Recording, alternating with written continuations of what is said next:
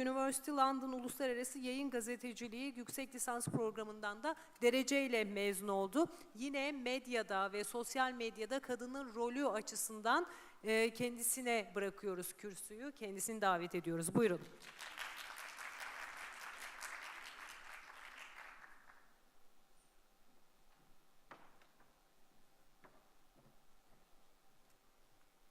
Thank you. As a journalist from TRT World, I will be focusing on the hypersexualization of women and girls in social media. So 2.95 billion media users are expected to be online by 2020. Currently, about the third of the world's population has at least one social media account. And generally speaking, research shows that across all social media platforms, men and women tend to use social media at similar rates. We still have a long way to go in terms of connectivity and availability of internet around the world, but I'm going to focus on populations with connectivity and availability to social media. And since we're talking about women in general, I think it's important to focus on the future. And the future is majority, when I mention that, I'm referring to teen girls and younger, and also college-aged girls. When I was in high school, we had celebrities to compare ourselves to. Teen magazines were taking hold of the market, and bullying and mean comments about the way I looked or my body or anything came from people I interacted with on a daily basis. I went to an all-girls school, but it was still very much like the movie Mean Girls, if you've ever seen it. High school was a popularity contest based on how your colleagues perceived you and how you responded to the bullying. Today's generation has to deal with the added disruption of social media in their coming-of-age story, and this is an actual website that's available. And when I talk to some of my younger friends, there's this idea among millennials and the generations following that their Facebook profile or Instagram page is who they are. It's their identity. So I want to share this video with you. It was posted by a major beauty blogger, and she has about 1 million subscribers on YouTube. And the video went viral and has over 22 million views. And I think it has so many views because a lot of young women can relate to it. Can you please? Thank you.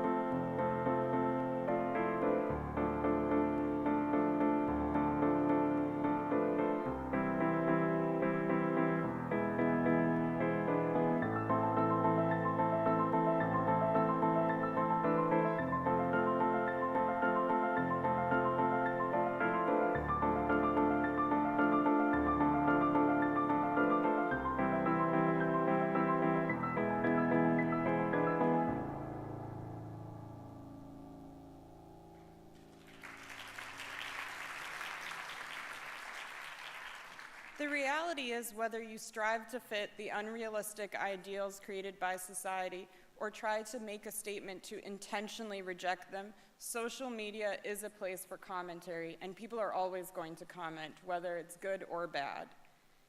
And people also get sad by the silence. Some young people care whether they have enough likes. It makes them happy when they see a lot of likes on a picture, or they get sad when they don't have a lot of likes. And it takes a conscious effort for us not to be affected. But then again, for myself or those older than me, Facebook started later in our lives. Facebook for me started when I was in college. What if I had a Facebook account from the day I was born? According to a 2014 survey by Gerber.com, nearly 40% of moms aged 18 to 34 have already created a social media account for their baby before their child's first birthday. We haven't seen the long-term impact of growing up in social media on someone in, say, their 40s or 50s, and how this disruption to their coming-of-age story may have impacted their sense of self. But I'm noticing some red flags.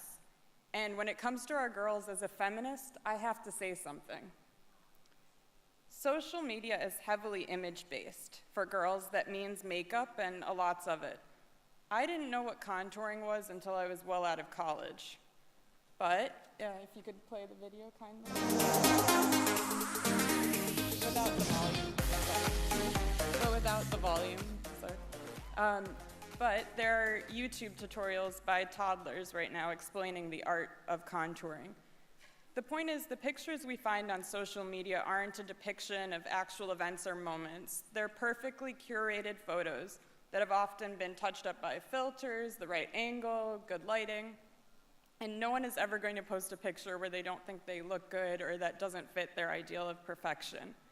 And the problem is that we're placing an expectation of a plastic idea of beauty that is frankly unrealistic and undue pressure on young girls who don't even know who they are yet. And this focus on physical appearance pressures girls to seek validation based on the way they look.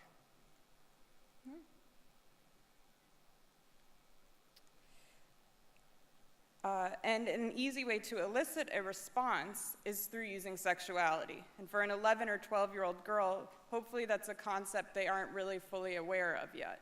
So we're hypersexualizing our young girls, and I think this can have a catastrophic effect on their development. What will a girl who at 11 years old feels the pressure to post a selfie in full makeup and at the right angle be like as a 40 or 50-year-old woman? An 11-year-old wrote an op-ed in Australia's The Age newspaper and said, her name's Ophelia, and she said that a teen girl's popularity is now decided by how sexy she can appear and how many other people she can attract to reaffirm that picture or her sexiness by likes. That's why a lot of millennials around the world, you see, look like this.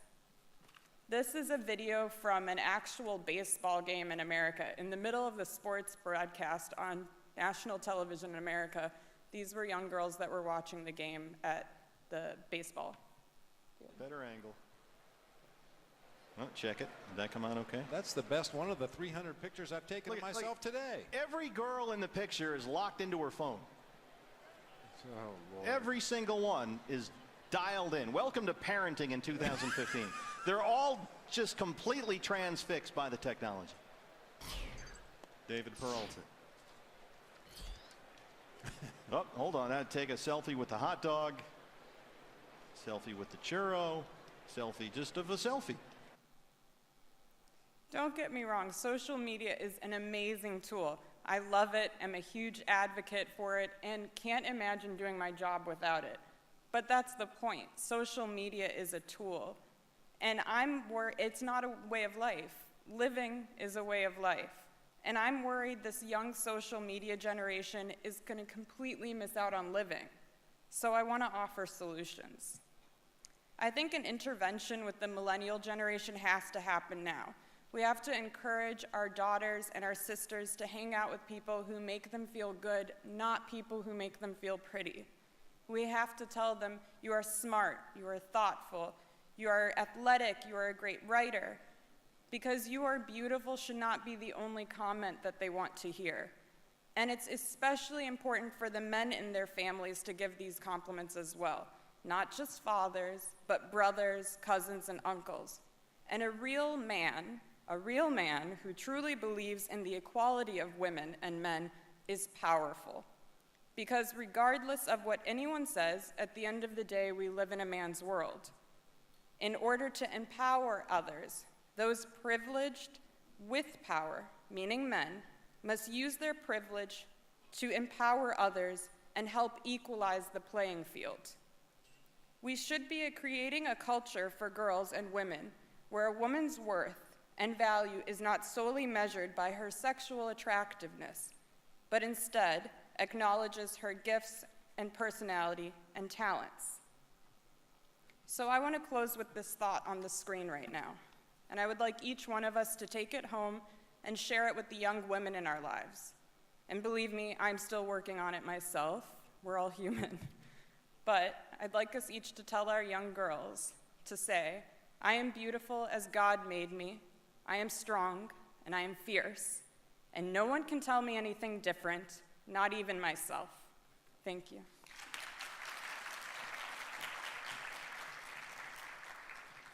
Sarah Jones'a çok teşekkür ediyoruz. Tabii ki hiçbirimiz sosyal medyaya karşı değiliz. Sadece kadınların bulunuş şekline biraz daha karşıyız. Belki de bunu biraz daha net ifade etmek gerekiyor. Yine bir konuşmacımız daha var, değerli bir isim. Abraham Enstitüsü kurucusu kendisi.